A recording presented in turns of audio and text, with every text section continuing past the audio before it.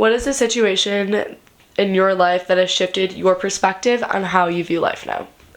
For a period of time, my sophomore year of high school, I lived on a ranch in Utah. And my first 3 days there, I didn't have a bed. I had to sleep outside. My first meal there was ramen cooked over a fire without the flavoring and a can of V8. Throughout that whole experience, having a bed, getting to eat normal food was a privilege. Something that every day your actions would determine whether you were sleeping on a wooden panel or an actual bed. So that situation really embedded this belief that you are incredibly lucky to sleep in a bed.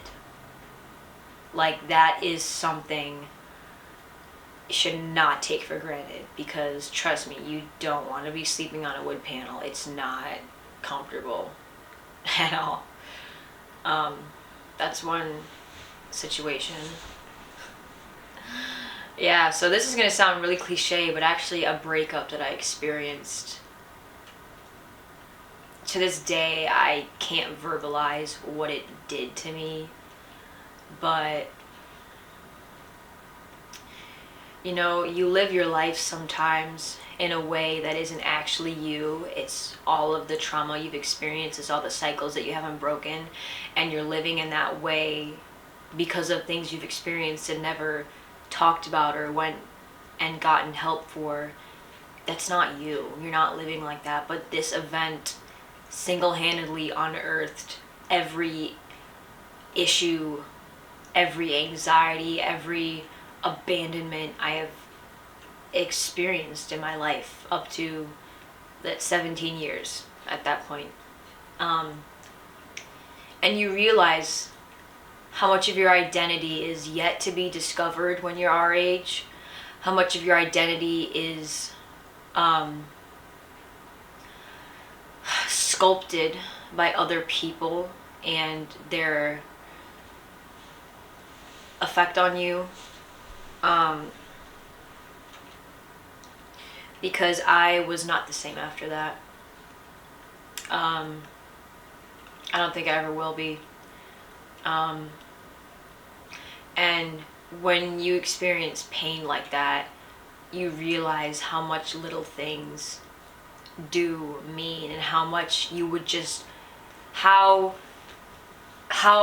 much you just want to be happy over wanting these material things and objects. Off of your first situation when you were in Utah, and now that you're back from there, when you get into bed and you get to be by yourself, well, not by yourself, but you get to be alone in your bed, like, do you just reflect and think about, like, wow, like, how much, like, life has kind of changed, or is it just kind of just, like, same old now? I think through the experience I went through, it became very subconscious that